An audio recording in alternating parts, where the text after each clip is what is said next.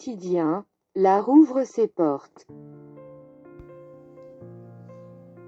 Après une longue période sans culture, nous allons aujourd'hui faire les premiers pas pour ouvrir les portes de l'art et de la mode dans ces moments assez stricts. Nous entrerons dans les coulisses où nous découvrirons le temps passé au maquillage, en compagnie de la jeune Julie, ambassadrice de Paris 2021, de Miss Montmartre 2021, Laura Drouot. Ou du jeune acteur Jérémy Bellet, qui tente d'être une image pour le nouveau génération de jeunes discriminés dans le monde LGBT. L'art est le principe de la connaissance, de la découverte et de la vie, l'immense inconnu de l'humanité culturelle. L'inspiration pour créer l'univers d'une société ancestrale. Culturellement mais aussi structurellement dans la vie quotidienne d'un peuple. Développer l'imagination de l'individu pour manifester la caractéristique et le principe de l'univers inclus ou compris dans la vie de l'artiste.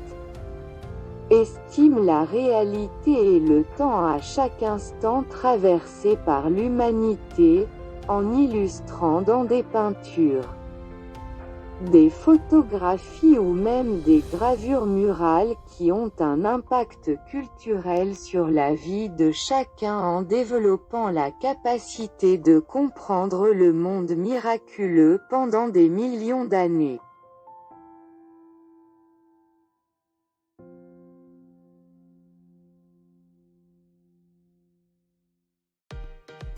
Champs-Élysées, la plus belle avenue du monde, a attendu les premiers rayons de soleil pour offrir rendez-vous à l'art, aux mannequins, les miss, les artistes et les comédiens à l'Arc de Triomphe.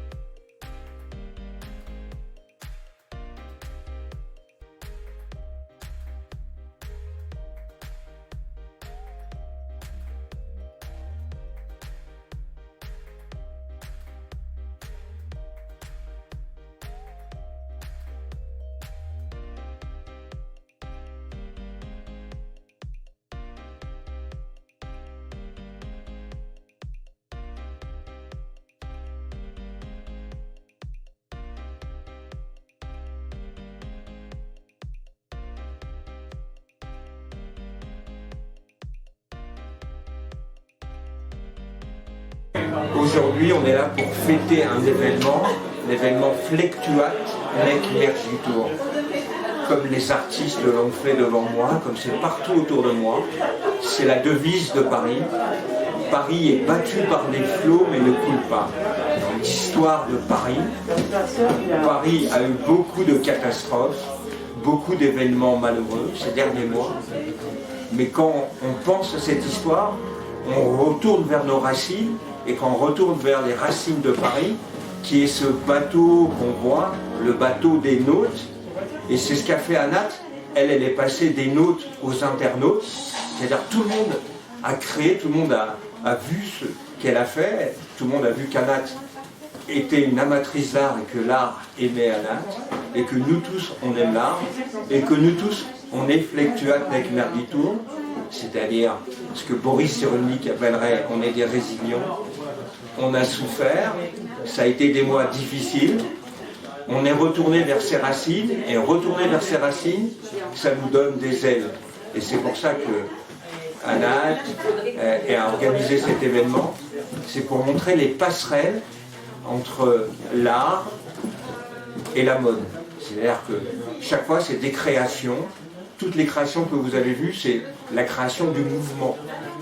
Les créations qui ont été portées par les Miss, c'est des créations qui sont faites pour être portées de manière dynamique, pour célébrer cette façon qu'on a de bouger à Paris, cette façon d'être Paris, de dire je vis Paris, je suis Paris et j'aime Paris.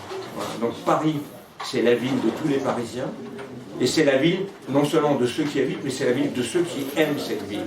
Donc on est tous parisiens, et ce qu'il y a sur ces œuvres, c'est le fait de dire que l'art est plus fort que tout, que l'art, ça permet d'être résilient. Grâce à l'art, c'est la meilleure thérapie pour être plus fort que tout ce qu'on a vécu jusqu'à présent. Donc là, à cet instant, on vit un moment artistique. Tous les gens qui sont autour de moi sont des amateurs d'art, donc un peu artistes.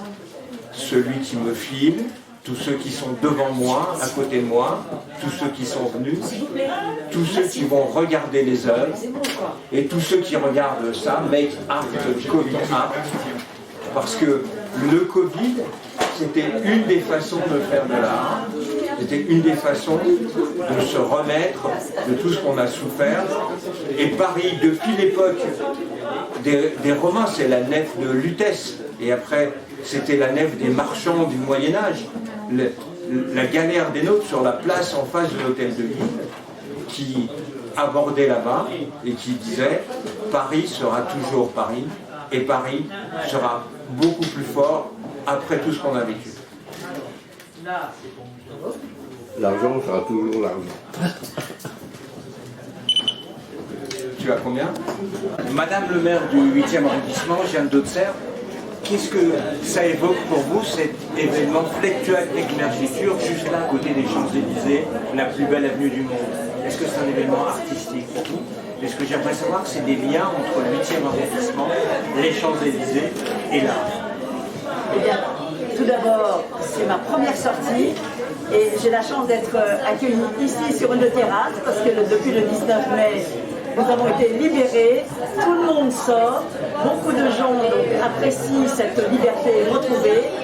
Eh bien, ici, j'ai rencontré plein d'artistes. Anne, qui nous invite, Anat, qui nous invite chez elle. Elle a un cœur, une bonté exceptionnelle et elle aide énormément donc, le monde culturel. Le 8e arrondissement, comme vous savez, avec le Grand Palais, le Petit Palais, avec une dizaine de musées. Donc travaille énormément avec les artistes et nous devons en tant qu'élus être proches, être à l'écoute parce qu'aujourd'hui, évidemment, le monde artistique et le monde culturel est en sommeil depuis pratiquement plus d'1 an et nous devons, avec des personnalités comme Anna, d'aider, d'être à l'écoute et faire le maximum pour les faire connaître. Et une deuxième question, j'aimerais savoir si vous, personnellement, vous êtes proche du monde de l'art. Est-ce que vous aimez l'art? Est-ce que l'art, ça fait partie L'art, ça fait partie d'abord la culture. L'art fait partie du monde. Et beaucoup dans notre arrondissement, on applique énormément les écoles, les enfants. On a un partenariat avec les musées, avec le Petit Palais, avec quelques musées donc, qui jouent le jeu pour permettre aux enfants de s'habituer à l'art. Parce que l'art, c'est la reconnaissance du bien-être, du bien-faire et surtout donner aussi des idées à la jeune génération de ce que c'est. Parce que l'ancienne génération, souvent on parle de l'art ancien, mais la nouvelle génération a aussi énormément vraiment le potentiel pour se faire connaître. Est-ce que plus que jamais, comme il y a sur ce tableau, on peut dire que particulièrement le 8e arrondissement fluctua avec émergiture, a traversé des moments difficiles, mais jamais ne sombrera. Jamais nous ne sombrerons. La France, les Français ont cette résilience en eux. Quoi qu'il arrive, quelles que soient les situations, nous serons toujours là. Comme un bateau, on ne sombre pas. Merci.